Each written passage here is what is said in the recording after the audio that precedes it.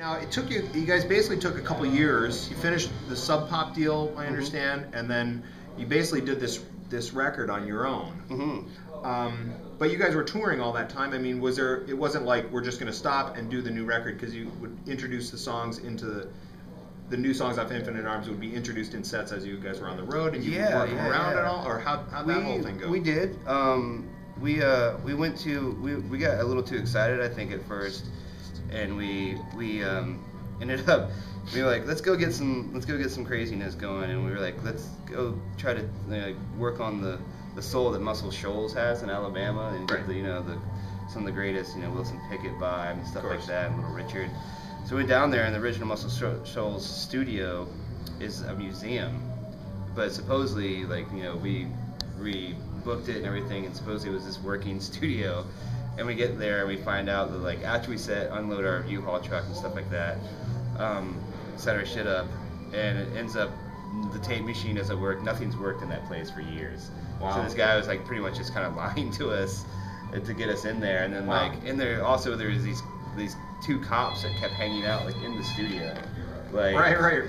That kind of vibe, and just holy shit, this is fucked up, They threatened to kick Phil Lack, our producer at the time, off the property and stuff like that, because they didn't even have mics at the studio. No mics. No mics. So we ended up going, this is just a demo process for this record. And then we ended up going to Fame Studios, which is also known for Wilson Pickett and a lot of old Southern soul and stuff like that. We went there, and we had this wild idea, if the demo sessions go so good, then we'll just actually record it and start making the record then. Yeah. But the reality of the situation was that we were so busy. Only thing we had, we're a band that doesn't really get to practice, because we live in different places and there's families involved and stuff like that. So I think we got a little ahead of ourselves when we started the process, and just made a really expensive, glorified fucking demo at the end of it. And we left the end of it, just not really knowing where we stood with it, because none of us until that time had ever gotten in the room and even tried to work on these songs. So it was just kind of where are we, So we went back to Echo Mountain in Asheville, North Carolina, which is where we did Cease to Begin, and we're all friends there. Tyler was on that record label when we stole him, put him in the band. Right. Went back there, and we were paying for it ourselves, been paid for it. So we were going out on the road to make money. To come back, and fucking be old to keep to write a check. Yeah, so it really was like that. It was just, touch and go at that point. And then halfway through it, there's some scheduling conflicts with Phil, and we couldn't do it, and we were kind of in a weird position at that point. And it's all these things are just is this record meant to be made, Yeah. So we ended up, Bill Reynolds, bass player, is an excellent producer, and we're like, well, shit, if we have Bill, let's just record our own songs and do it our way. So we kind of just took over the reins for the last half of the record, and a lot of my favorite parts of the record came out of that. Cut Compliments and Older live, didn't do it to a click, which is just the swing of stuff, Yeah, Older's got a killer swing to it. Yeah, it's that to a click would just kill it, and at that time especially, I was still pretty weak with the click, but Factory and stuff like that all came out of the last half that we produced ourselves. So awesome. It was really, really crazy. Cool. And then and Dave Sardi then mixed it?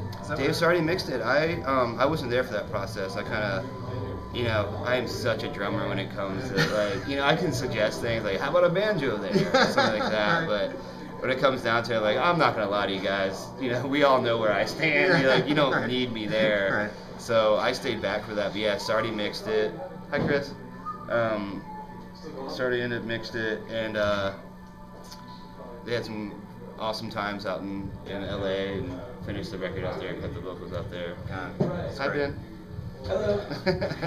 But yeah, so. God, I mean, it came out, paid off in spades, man. I mean, it's Thanks, just dude. it's an absolutely beautiful record. I have not listened to anything else for the last at least 6 weeks. Oh man, that's awesome. Thank you so much. I'm just obsessed with it. That's great. We went on the road with Pearl Jam. Yeah. Maybe 4 months ago, beginning of summer, I guess. Yeah. Right in May, 'cause right before the record actually came out. Right. So yeah, that was just insane. Yeah. To see the operation, building the stage every day. I mean, seeing Matt play drums, of course. Of course. not a bad fucking gig at all. But I mean, they're just inspiring because the guys are so sweet and so on top of their shit. It was really just insane to see something at that level, you know. I mean, of course, being asked to open for them in the first place, of course, which is insane enough. But yeah, I mean, leaving that whole thing was just so awesome. Yeah, it was so cool. Yeah. You said family, you have wife, kids? I'm getting married soon. Congrats. I'm getting married in December. Thank you. Good. She'll be here tonight. Ben. Yeah. And his wife are expecting their second child in November. So great. Yeah. So I mean, this record is, you know, bounces a lot off.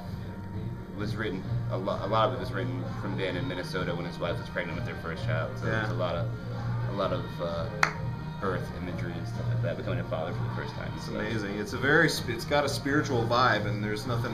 That's about one of the most spiritual things there is. Yeah, exactly. Kids, like, holy shit. Yeah, exactly. My universe is expanding to other people. Yeah. Well, the funny thing now is when he has kids, we get time off. So nice. The record label does not want to hear that. We'll edit that. Yeah. But yeah, so they're like, you just keep having kids. We'll have time off.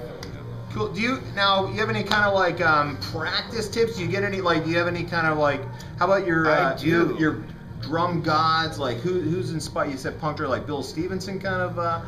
My biggest punk influence drumming, I mean, there's so many, and I'm really horrible with names. George Hurley from Minuteman was a huge influence on me. Cool. He still is. Like, I absolutely love his drumming, and I look back on it, listen to it, and look back at their live shows. You can get, you know, tapes that are now on DVD, and it's just like, that guy was fucking phenomenal. Yeah.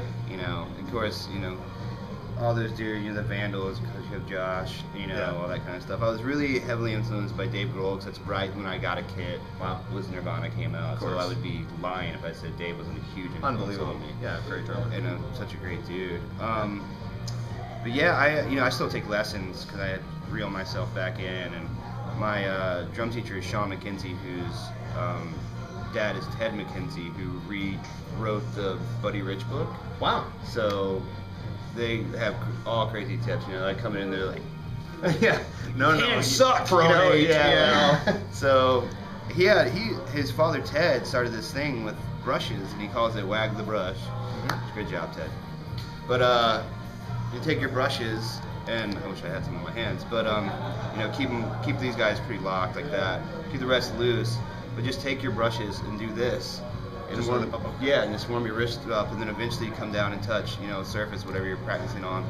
But just doing that, wagging your wrist like that, is just as a warm up for it's taken off my entire warm up. I swear, it's the so that's just thing. To get your like.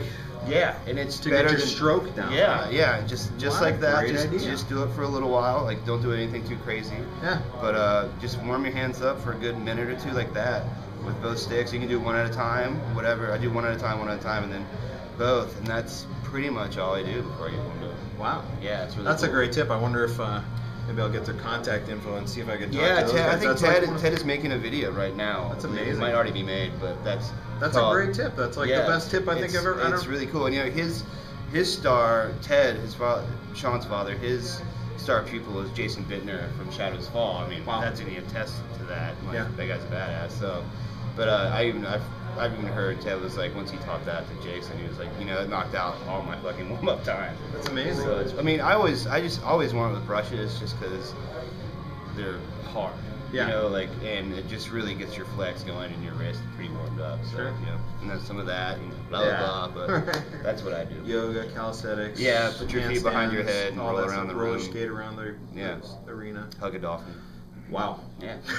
You can get a dolphin. Man, oh man. That's how big we are. We have dolphins. That's right. These guys are huge. They have a bus for dolphins. Yeah. Cool. Creighton, I really appreciate your time, man. This is really great. We'll get your contact info and all that stuff. But the best drummer in the world tonight. If you're at the Greek Theater in Berkley tonight, whatever it is, 24th, you're going to see the best drummer in the world. That's this kid right here. So we'll see about that.